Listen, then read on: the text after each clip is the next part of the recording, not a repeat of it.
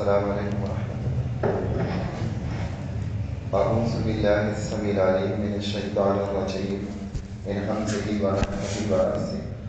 بسم اللہ الرحمن الرحیم۔ رب اشرح لی صدری ویسر لی امری واحلل عقدۃ من لسانی یفقہوا قولی۔ آیت نمبر 221 تک ہم نے سورہ بقرہ کی پڑھا تھا۔ آج آیت نمبر 222 پڑھیں گے انشاءاللہ۔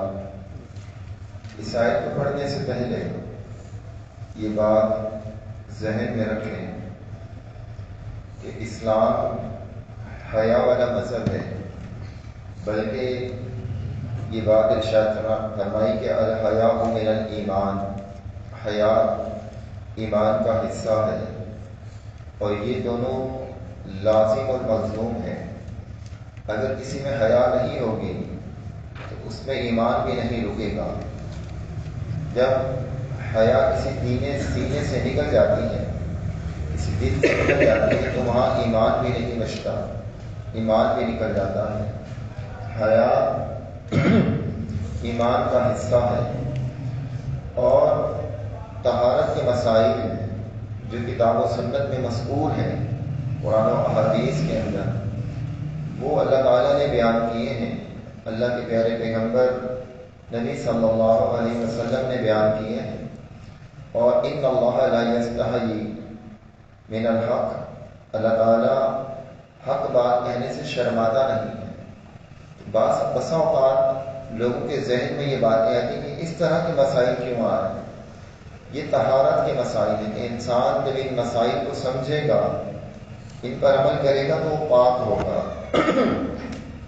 اور اگر وہ نہ ان مسائل کو سمجھے، نہ اس پر عمل کرے، اسے طہارت حاصل نہیں ہوگی، وہ پاکیزگی حاصل نہیں کر سکے گا۔ اور طہارت اللہ کے نزدیک وہ عمل ہے، ان اللہ یحب المتطہرین، ان اللہ یحب التوابین و یحب المتطہرین۔ بے شک اللہ تعالیٰ توبہ کرنے والوں سے اور پاک رہنے والوں سے محبت کرتا ہے۔ تو یہ مسائل جو طہارت کے حوالے سے ہیں، یہ بالکل حیا کے دائرے کے اندر ہیں، اور اللہ تعالیٰ نے ہماری رہنمائی کے لیے باتیں بیان کی ہیں۔ اور یہود و نصارہ دونوں اس حوالے سے گمراہ ہوئے تھے۔ یہودی بھی گمراہی کا شکار ہوئے اور نصارہ بھی گمراہی کا شکار ہوئے۔ یہ مسائل خواتین کے ایام مخصوصہ کے حوالے سے ہیں جو اللہ تعالیٰ نے قرآن مجید میں بیان کیے۔ یہود ان ایام کے اندر عورتوں کو بند ایک کمرے میں کر دیا کرتے تھے، نہ عورت کے قریب جاتے، اس کے جسم کو، اس کے ہاتھوں کو، سب کو ناپاک سمجھتے تھے، اسے علیحدہ سے کمرے میں قید کر دیا کرتے تھے۔ یہودی یہ کام کیا کرتے تھے، اور نصارہ جو تھے، عیسائی جو تھے، وہ بالکل پرواہ نہیں کرتے تھے، وہ ہر طرح کا تعلق قائم کر لیتے تھے۔ وہ ازواجی تعلق بھی قائم کر لیتے تھے، جسمانی تعلق بھی قائم کر لیتے تھے۔ تو یہودی بالکل ہٹ کر تھے، اور نصارہ وہ کسی چیز کی پرواہ نہیں کرتے تھے۔ جب یہ دونوں چیزیں مسلمانوں کے سامنے تھیں تو ان کا حق بنتا تھا کہ وہ نبی علیہ السلام سے پوچھیں کہ ہم کیا کریں، ہمارا کیا کردار ہونا چاہیے۔ انہوں نے نبی علیہ السلام سے سوال کیا کہ ان ایام میں ہمارا کیا معاملہ ہونا چاہیے۔ اللہ نے اس کا جواب دیا، وَيَسْأَلُونَكَ، اور وہ آپ سے سوال کرتے ہیں، عَنِ الْمَحِيضِ، حیض کے بارے میں، کل کہہ دیجیے، هُوَ أَذًى، وہ تکلیف ہے۔ اذن تکلیف کو بھی کہا جاتا ہے اور ناپاکی کو بھی کہا جاتا ہے۔ قُلْ هُوَ أَذًى، وہ تکلیف ہے، ناپاکی ہے۔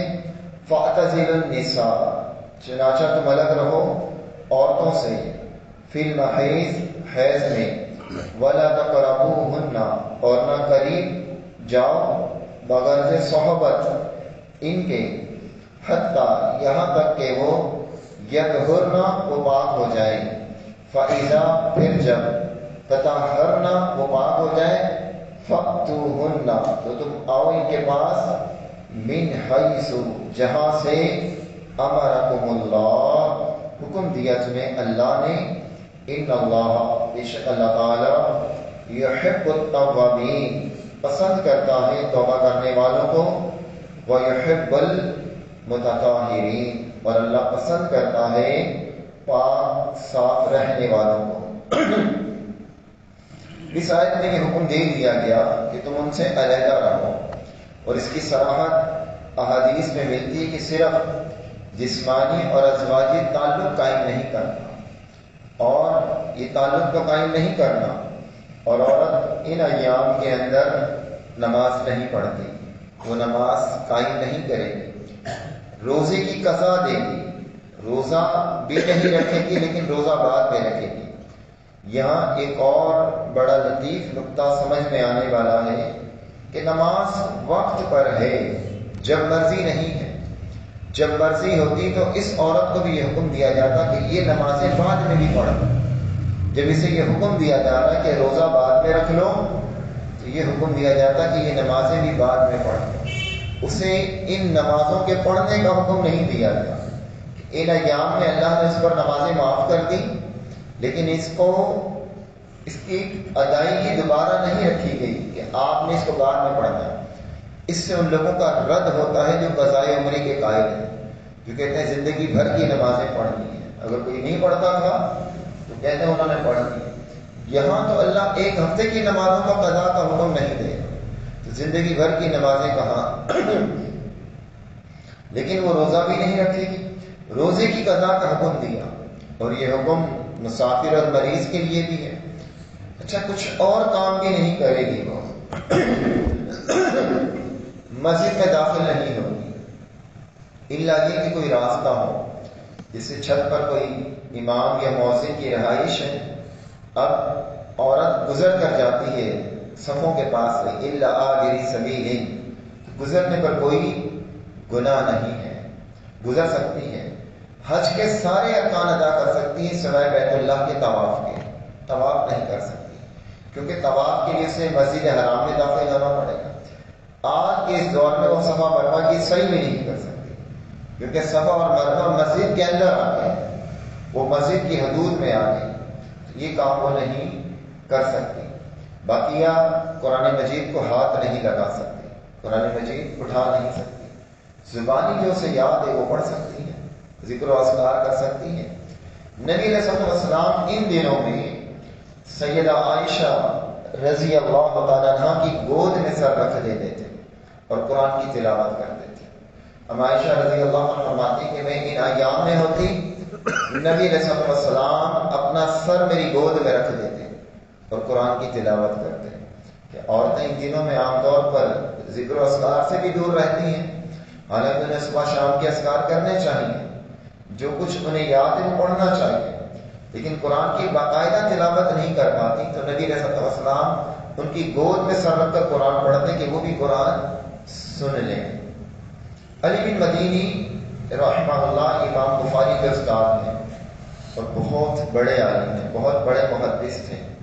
امام بخاری رحمہ اللہ فرماتے ہیں کہ مجھے کبھی بھی کسی کے سامنے بیٹھتے ہوئے ہچکچاہٹ نہیں ہوتی تھی، کسی بھی استاد یا کسی بھی عالم، کسی بھی محدث کے سامنے مجھے بٹھا دیا جاتا تو مجھے ہچکچاہٹ نہیں ہوتی تھی سوائے علی بن مدینی کے۔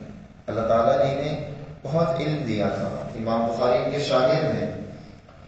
ایک دن ایک مجلس بیٹھی ہوئی تھی، محدثین کی جماعت بیٹھی ہوئی تھی، ایک عورت آئی، اس نے ایک سوال کیا، اس نے سوال کیا کہ میں میت کو غسل دیتی ہوں، خواتین جو مر جاتی ہیں، فوت ہو جاتی ہیں، میں انہیں غسل دیتی ہوں، اب میں جب مخصوص ایام میں ہوتی ہوں تو کیا میں انہیں غسل دے سکتی ہوں کیونکہ میں اس حالت میں ہوتی ہوں؟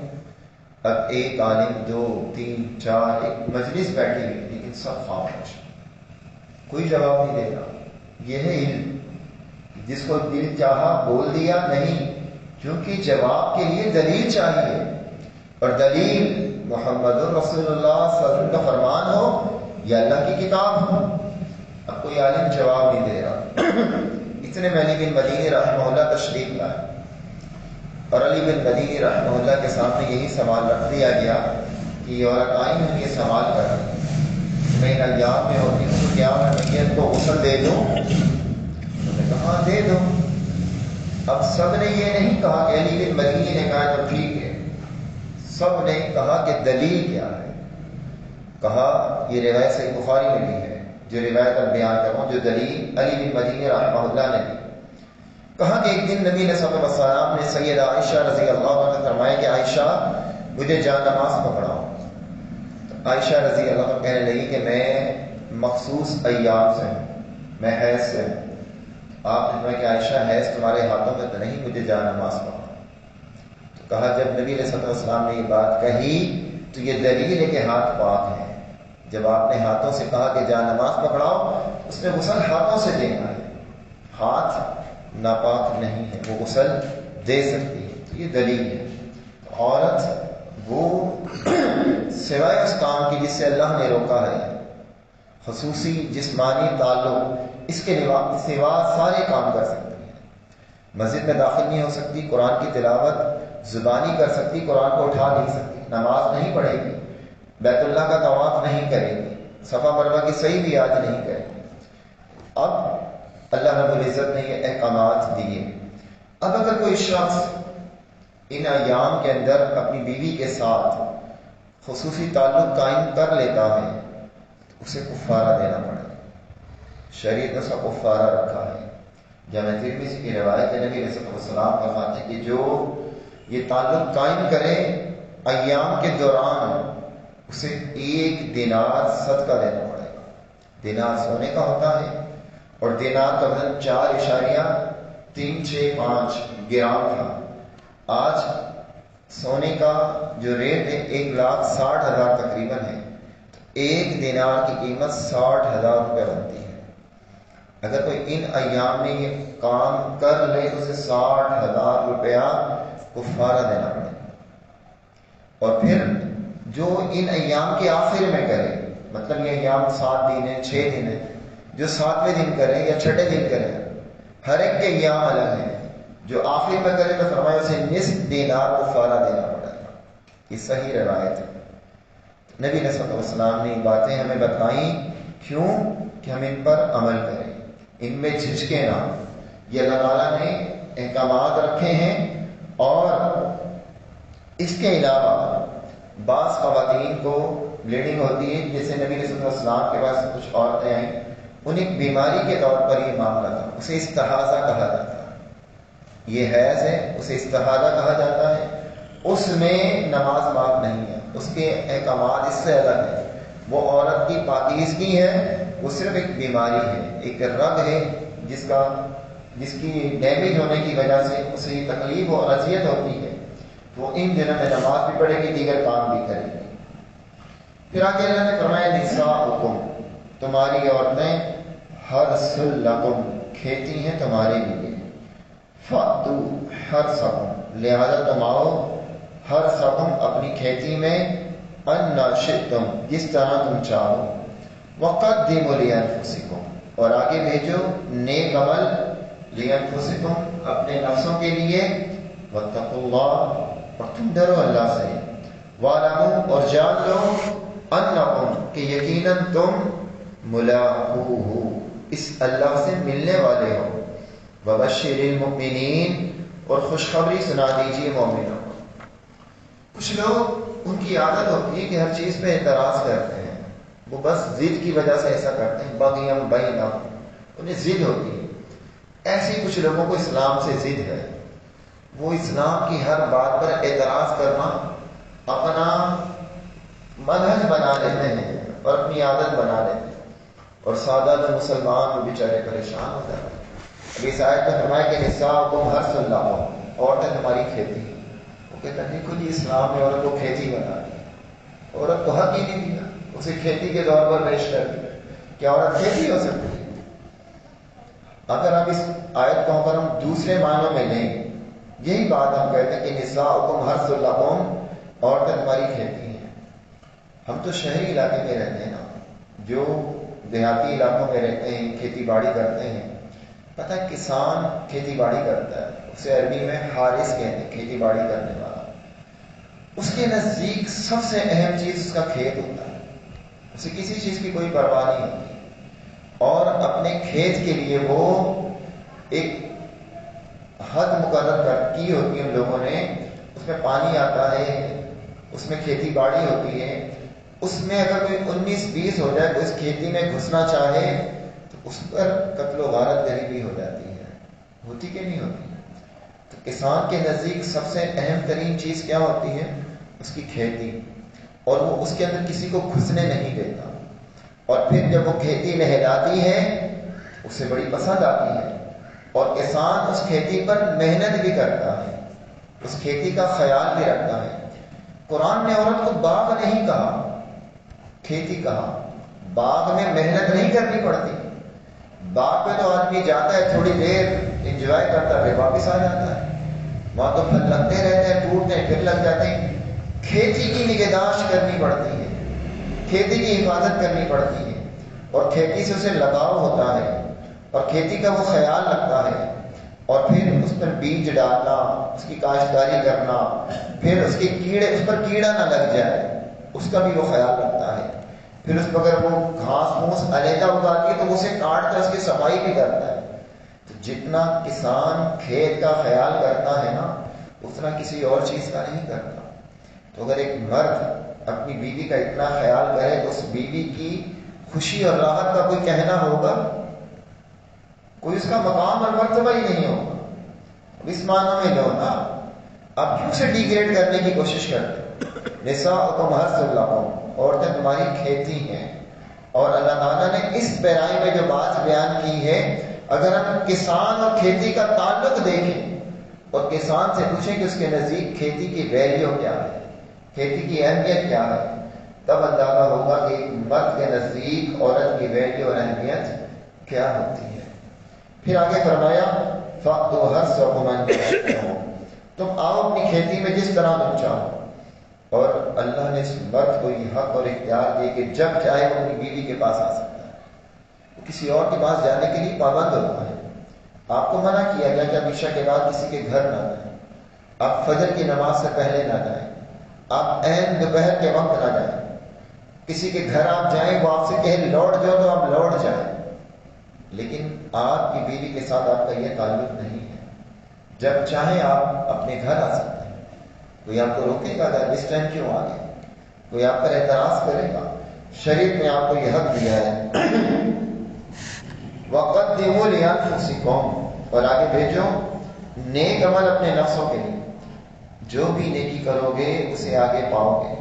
اور کھیتی کا ایک معنی یہ بھی کہ جسے انسان فصل کاٹتا ہے، کھیتی باڑی کرتا ہے، فصل اگتی ہے اور اناج بڑھتا ہے، اللہ تعالیٰ نے ان دونوں کے تعلقات سے انسانی نسل کی بقا رکھی ہے، ورنہ انسانی نسل کی بقا کا کوئی اور ذریعہ قطعاً نہیں ہے۔ انسان اگتے نہیں ہیں، انسان درختوں پہ نہیں لگتے، اللہ تعالیٰ نے یہی ایک معاملہ رکھا کہ جس سبب سے اللہ تعالیٰ انسانی نسل کو قائم رکھے ہوئے ہیں۔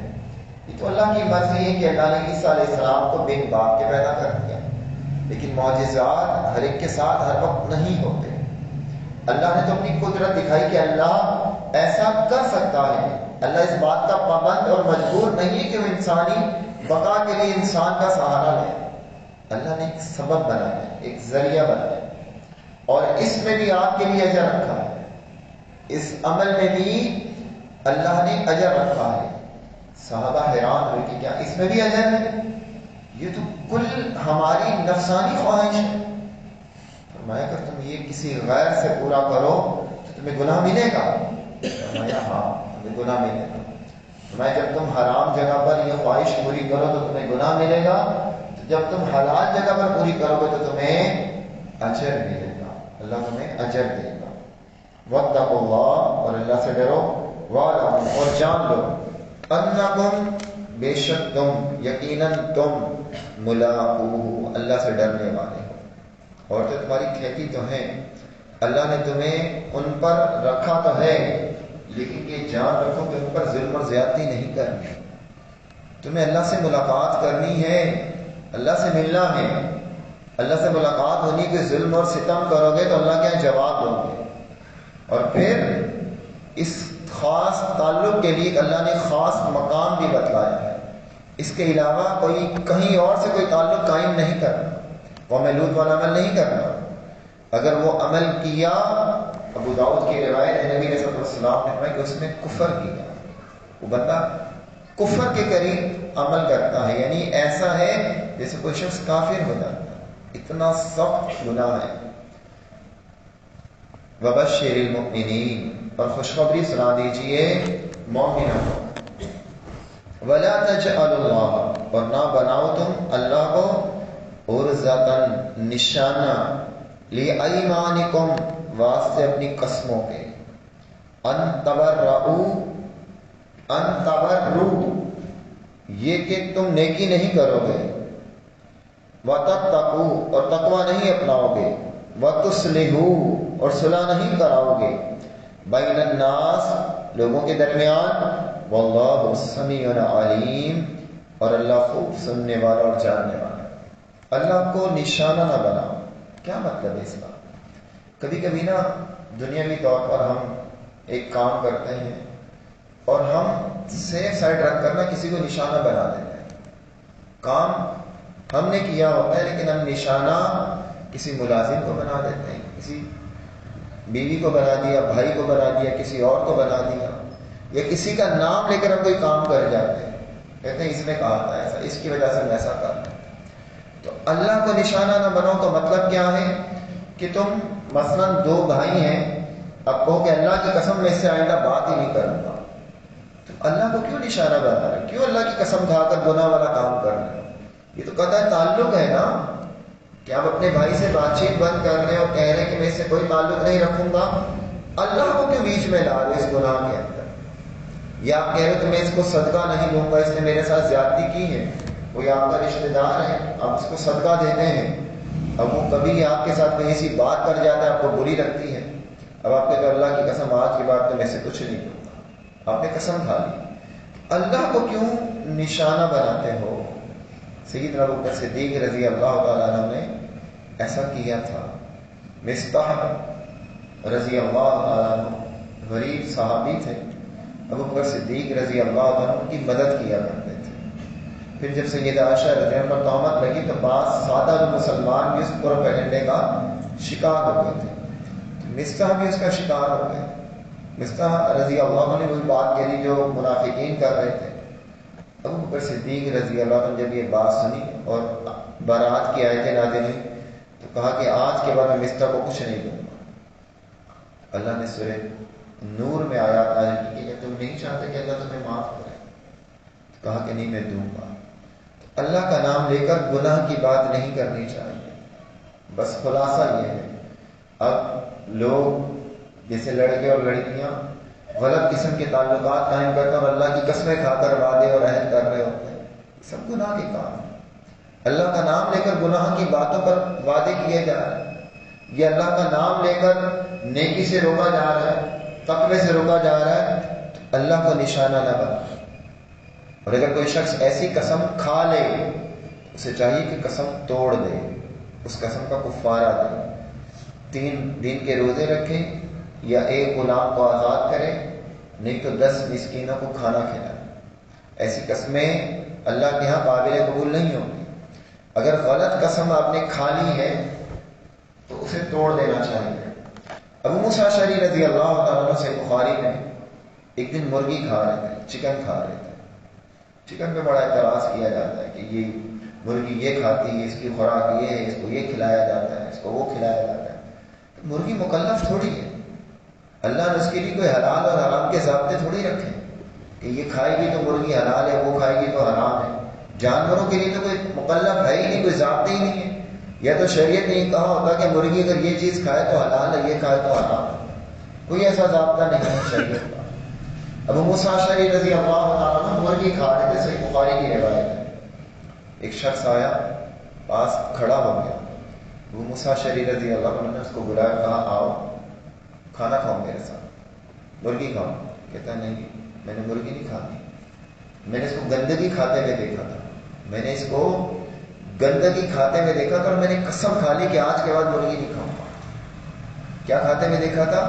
گندگی. ہم بھی کہتے ہیں نا مرغیوں کو گندگی کھلائی جا رہی ہے. خیر ایسی چیزیں کھلانی چاہیے جو پاورفل ہو، طاقتور ہو، تاکہ جو چیز انسان کھائے اس میں طاقت بھی ہے. اب اسے کھلایا وہ جا رہا ہے کہ اس میں طاقت نہیں ہے.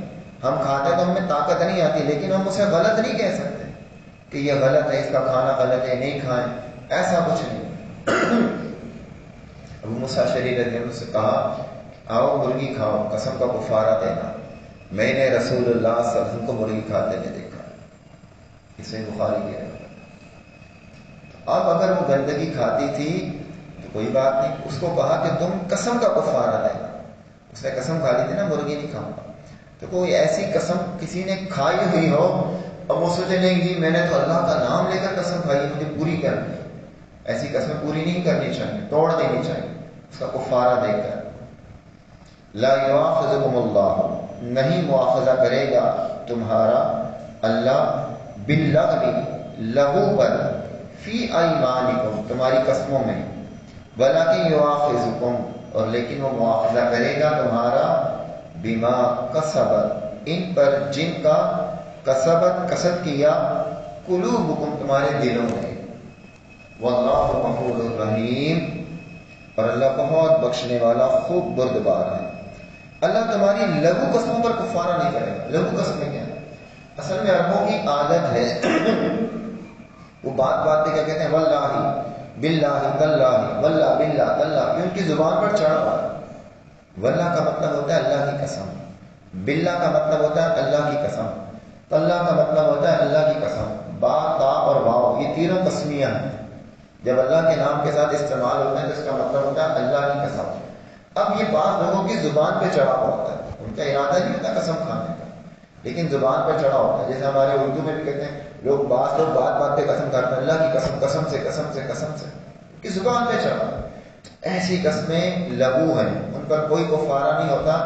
ایسا کرنا نہیں چاہیے، اسے اپنی عادت چھوڑنی چاہیے. کس قسم پر کفارہ ہوگا؟ وَلَكِنْ يُؤَاخِذُكُم بِمَا كَسَبَتْ قُلُوبُكُم، جس کا تمہارے دل نے ارادہ کیا، جو دل سے نکلتی ہے، یعنی کہ ارادتاً قسم کھائی. ایک ہے زبانی، جسے ہم کہتے ہیں نا تقیہ کلام، تو جو چیز تقیہ کلام ہے قسمیاں، اس پر کفارہ نہیں ہے.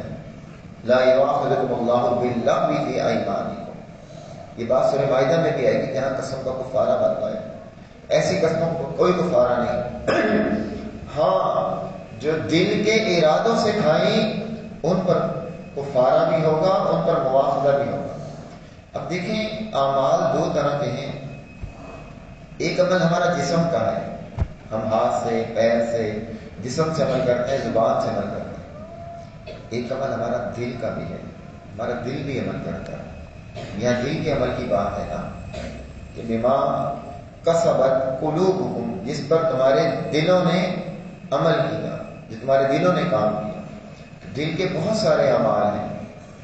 کینہ، بغض، حسد، یہ دل کے عمل ہیں، ان پر مواخذہ ہوگا. کسی انسان سے محبت کرنا یہ دل کا عمل ہے، اللہ کی خاطر، اس پر اجر ملے گا. اچھی نیت یہ دل کا عمل ہے نا. اب آپ کی نیت ہے کہ اللہ مجھے اگر مال دے گا تو میں مسجد بناؤں گا، آپ نے کسی سے نہیں کہا، آپ کے دل میں ہے. اللہ کو پتا کہ آپ کی نیت ہے، اللہ آپ کو اس پر اجر دے گا. آپ کو مال نہیں مل سکا لیکن آپ کی نیت پر آپ کو اجر ملے گا.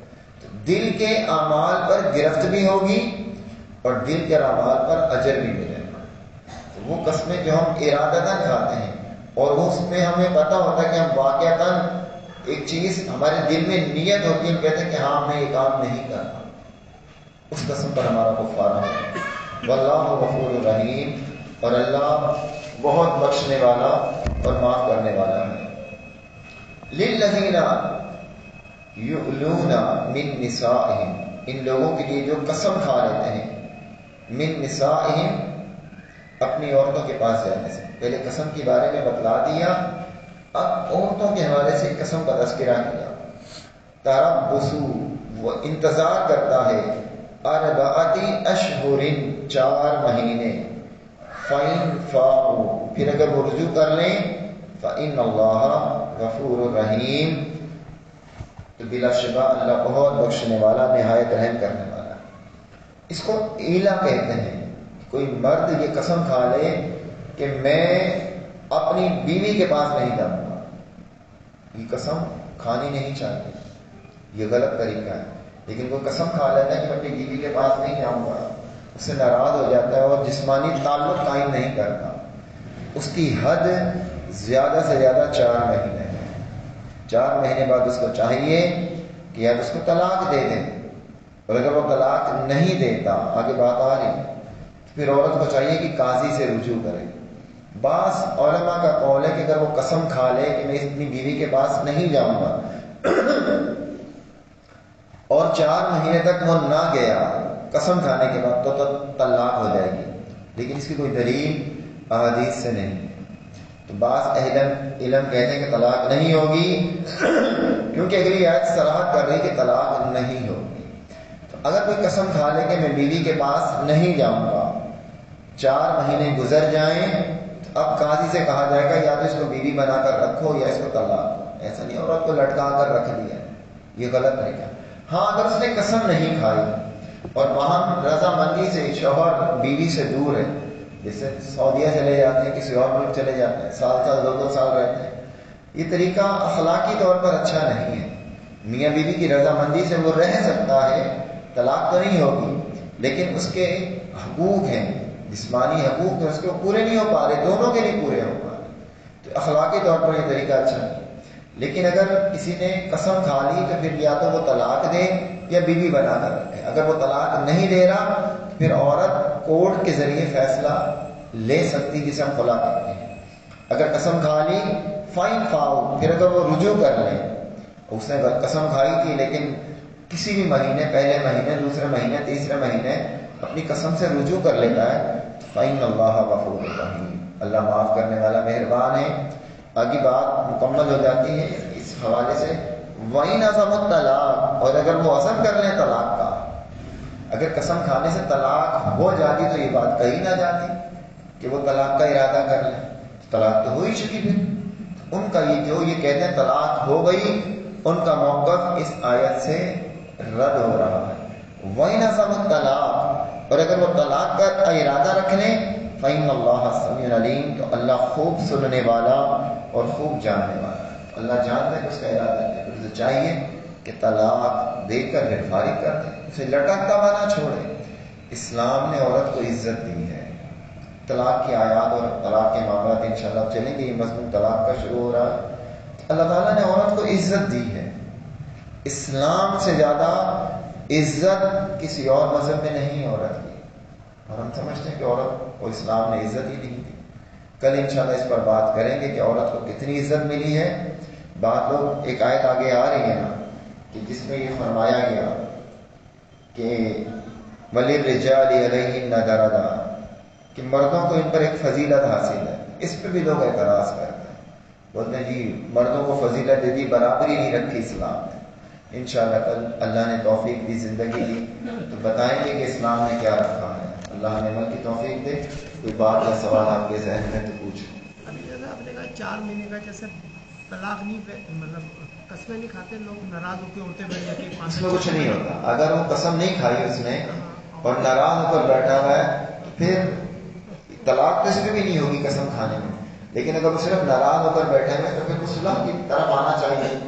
لیکن چاہیے کہ یا تو کمپرومائز کر لیں یا پھر فارغ کر لیں. 4 مہینے جیسے ہوگا نا 4 مہینے، یہ تو اس کی اگر کوئی قسم کھا لے اس کے 4 مہینے کی، اس نے قسم کھا لی، اسے ایلا کہتے ہیں. اب اس نے قسم کھا لی تو اب اس کو پابند کیا جائے گا یا رکھے یا طلاق دے. اب 4 مہینے تو پورے ہو گئے، اس کی قسم تو پوری ہو گئی. اب اس نے اس کو لٹکتا ہوا چھوڑ دیا، اب نہ کمپرومائز کر رہا نہ چھوڑ رہا. اب اسے مجبور کرے گی حکومت، حاکم، قاضی یا بڑے کہ یا تو رکھے یا چھوڑے. آپ نے کہا عورت مسجد سے راستے سے گزر سکتی ہے، تو یہ جو صفحہ مروا ہے یہ بھی تو راستہ ہی ہے؟ نہیں، یہ مسجد کی صفحہ بنی ہوئی ہے، یہ راستہ نہیں ہے. اللہ کو توفیق دے، جب آپ جا کر دیکھیں گے تو مسجد اس سے بھی پیچھے آگے چلے گی، مسجد کے اندر آ گئی. صفحہ مروا میں نماز ہوتی ہے، جماعت ہوتی ہے، ہر نماز میں وہ صفحے بنتی ہیں. دعا پڑھیں. سبحانک اللہم وبحمدک، اشہد ان لا الہ إلا أنت أستغفرك وأتوب إليك